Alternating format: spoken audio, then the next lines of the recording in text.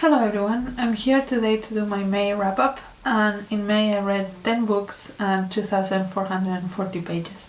A lot of that was springathon reading, but not all of it. The first book I finished was Mårbacka by Selma Lagerlöf, and it's kind of like an auto-fiction memoir kind of thing about this house in Sweden where Selma Lagerlöf spent a lot of time.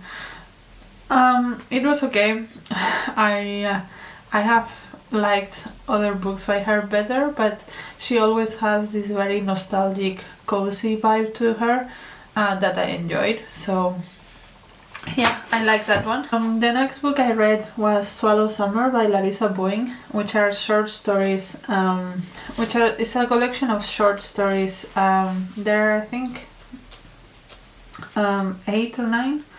No, 10. There are 10 stories on this about different characters. They are very character oriented, but I found the characters quite unbelievable and very not memorable, and also like I kind of just didn't get the point of these short stories and the collection as a whole. So yeah, this one is a little bit of a miss, but short stories often are, so maybe it's not the book, maybe it's just me. And the first book that I read for Springathon was The Way Through the Woods by Litt, Woon, and I have seen a lot of hype around this book in the booktube community I move around, and I thought it was okay. This is a book about a woman that suddenly loses her husband. It's very unexpected, and kind of like as a way of getting out of it, she gets into mushrooming.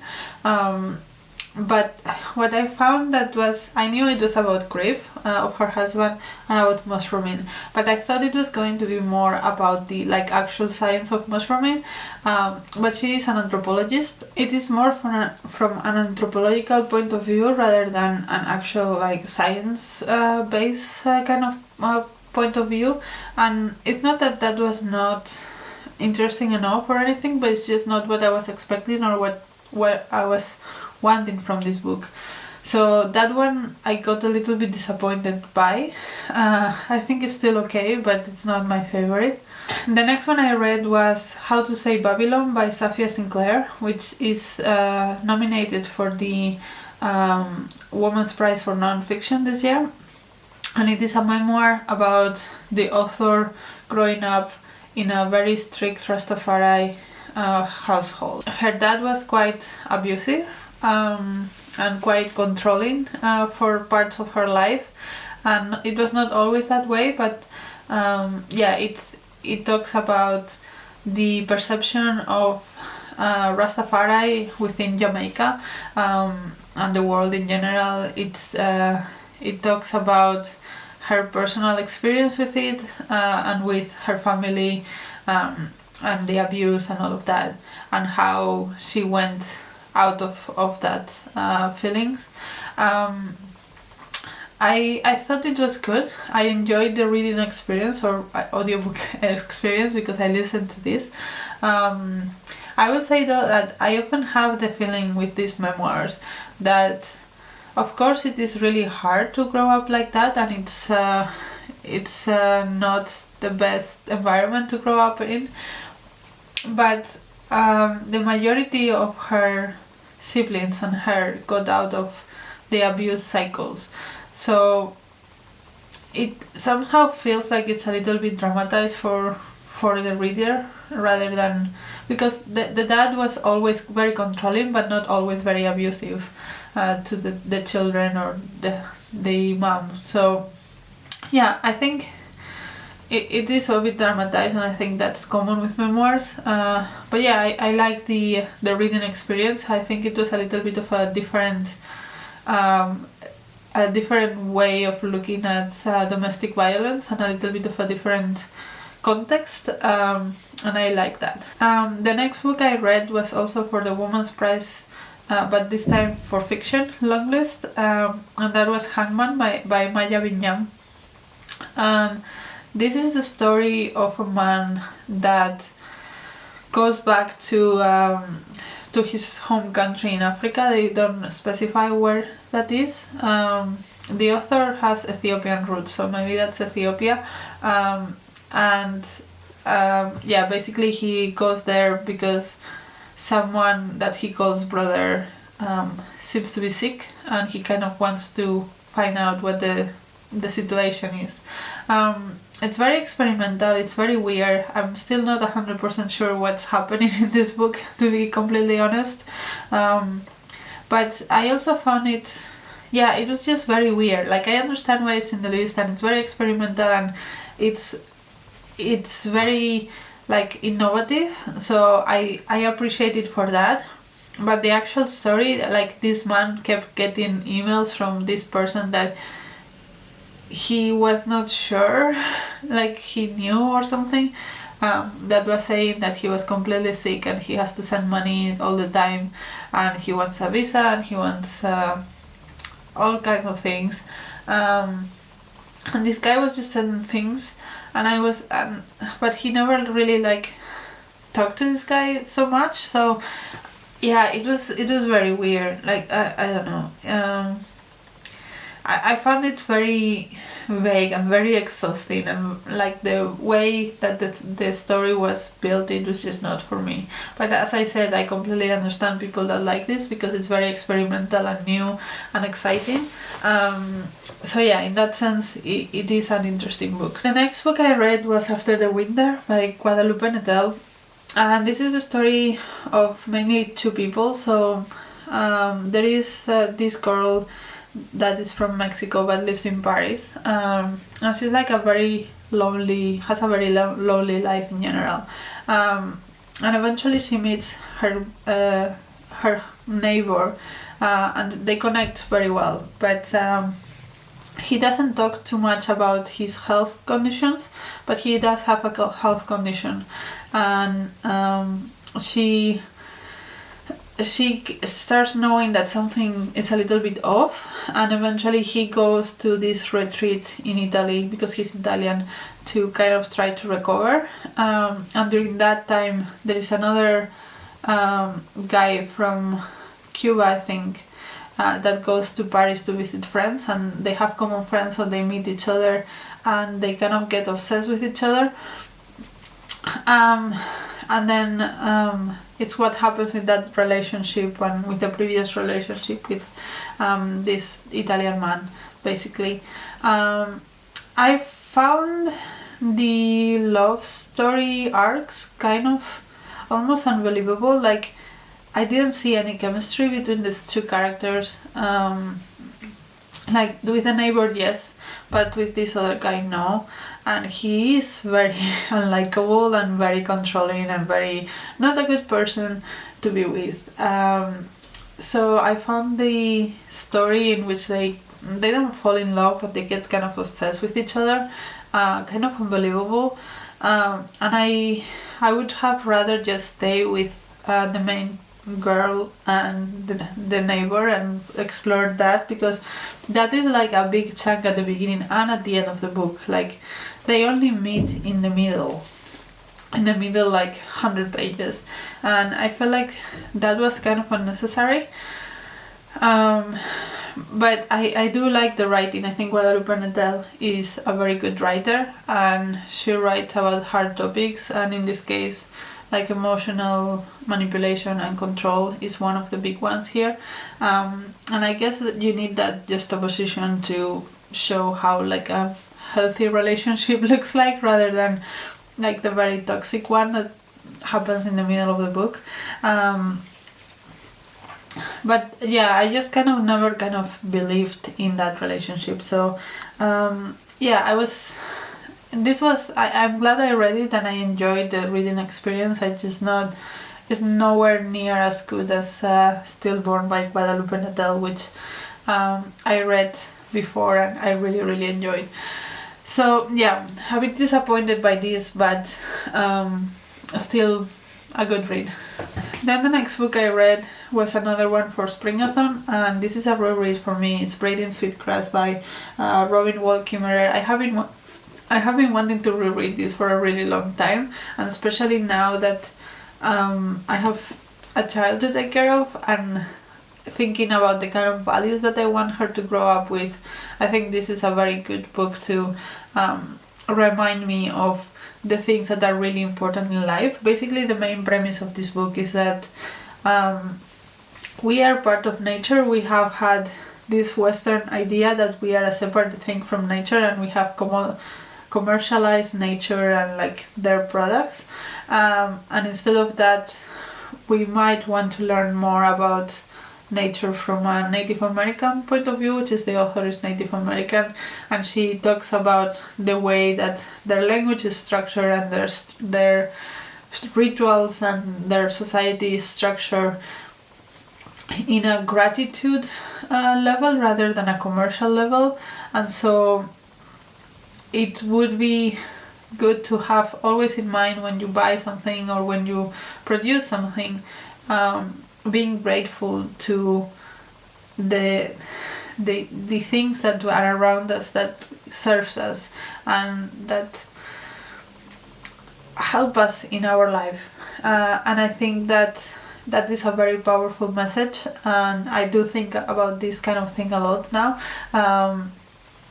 And just the fact that, yeah, like for example, food is not a commodity, it's something that a plant has lovingly grown, and then you take the fruits with you, and that you should be grateful for the plant to have done that so that you can eat. That kind of philosophy, and be like outwardly express that gratitude, to make it a very forward thought in your mind. So yeah, I really enjoyed this. I think this author is brilliant, and I'm really glad I reread this, and I think it's something that I probably will do on regular intervals to reread this every few years, because it has so much in it. Next book I finished was another audiobook, and was A Girl's Story by Ernaux. And this is kind of like autofiction about Ernaux when she was like 17, 18, and her first sexual interactions, and like the not so healthy nature of them. I find that with Ernaux, from the books that I have read, this is the third one I read from her, I do agree with a lot of the things she says, and I think she's very eloquent, and I understand why people like her, but I just find her very pedantic and very self-aggrandizing and self-centered as a person, and so that is why I'm not like the biggest fan of Ernaux. But I have to say this one probably is my favorite of the ones I have read, because she has a little bit more self-reflection on that aspect of it.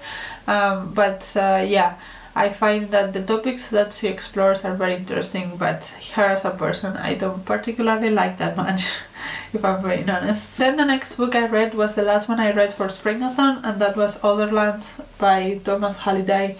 And this book is very interesting. It's structured in a way in which like he describes the world at different points in history, like, and not history as in 500 years ago, but millions of years ago. So it starts with a time in which the earth had a very similar shape to the time that we are living now, and it goes all the way down to when there was like one continent instead of the 5 or 6 or however many you want to count continents, and he explores like how life looked like, which was very much almost non-existent, and he has pictures of the different lives. So like this is the end of how life looked like in 550 million years ago, and this is how like the map of how it looked like, and it goes like at the beginning it obviously looks a lot more like what we can recognize, and also the animals is something that we can recognize, so it just goes down and into like very alien things to us, but existed in this world millions of years ago. I found that very interesting. I was a little bit confused at points because he describes these worlds in the present person, like in the present tense, and that was confusing because obviously it's in the past, but it's very detailed, and I guess he has done a lot of research, but also there are some liberties that he took on imagining these worlds, and yeah, it's very interesting to see also like which species are the ones that have been here the longest, and like apparently ferns, which are in the cover, are incredibly ancient and incredibly resilient, and kind of see like how evolution changed our world, but also geology, because obviously continents also moved, and the way that made the interaction different. I thought also that it was an interesting choice that he chose to start from almost present life. Like it was not present life, but it was like, I don't know, the time of the mammoths, 20,000 years ago. So like the earth looks very much like it does now, and yeah, mammoths were like one of the species that he looked at in that one. And then it went down all the way, instead of like most history books start from the beginning and then go up instead of the other way around. So I thought that was an interesting way to look at it, and I think that also confused me a little bit because I thought like mammoths were going to be the beginning, but they were kind of the end.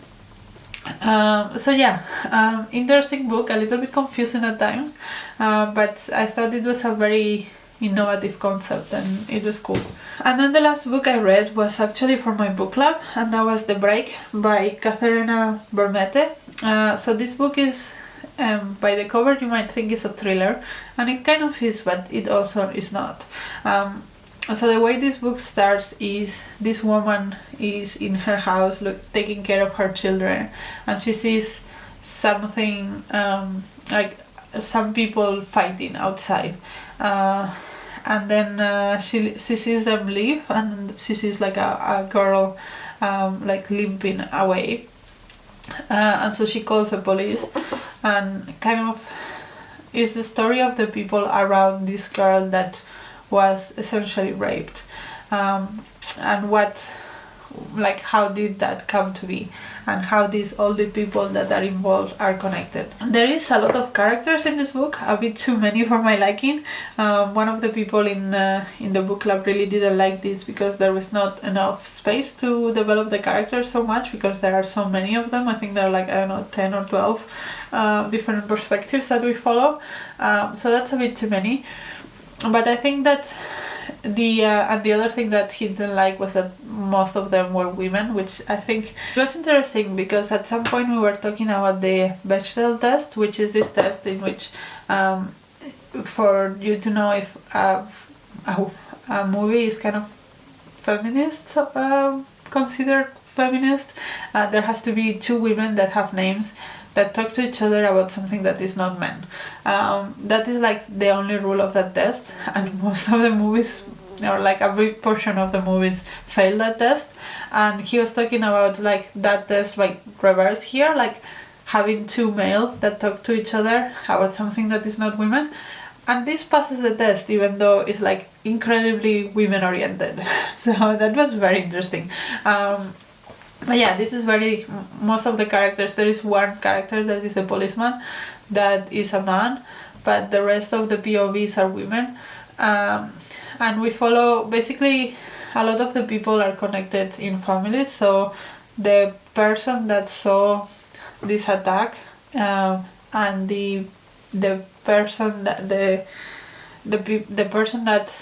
the mom of the person that was attacked are sisters, but they didn't know, and the one that saw the attack is estranged from her family, and then we kind of start building like the sisters and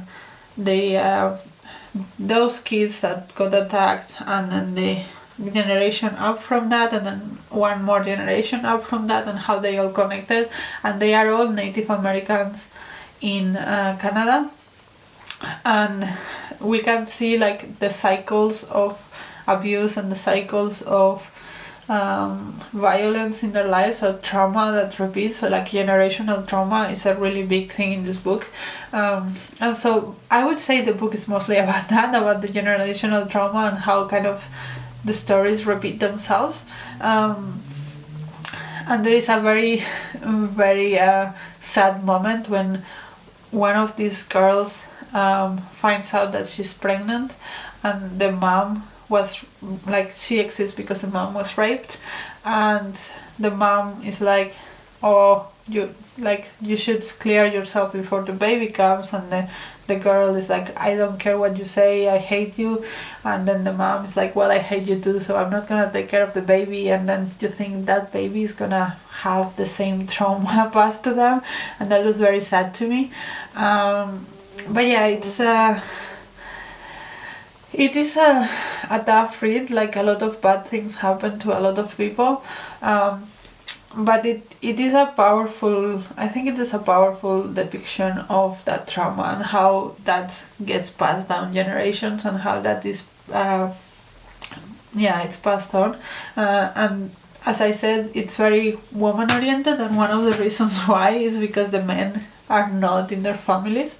They are just people that come and go, and that is again something that repeats themselves. And even some of the guys that you'll think they'll stay, they, like, the women never quite believe that they will stay, because they have seen so many of these men leave, that why would that one stay, right? So yeah, there's a lot of topics. I really enjoy all of the topics that it was exploring, and I thought that it was done very well, and I thought the writing is very good. The author is a poet, and I would love to see some of her poetry, because I thought that the writing was also very good. The only thing that I would say is that from the mystery side of things, it was not that great. Like, when we find out the mystery of who did this, was kind of anticlimactic, and it was not that like a big reveal, and there's still so many questions unanswered. Like, yeah, okay, this person did it, but like, why, how did that happen, what exactly happened, that's never answered. So I think this cover is not very good marketing, because it does look like a standard thriller, and it is very far from a standard thriller. It has thriller elements, but I would not say it's a thriller. So yeah, I enjoyed this, and I'm glad I read it for my book club. So yeah, those are all the books that I read in May. Let me know if you have read any of them, if you liked any of them, if you want to read any of them, what you have read for Springathon. And yeah, that's all for me. Until the next video, bye!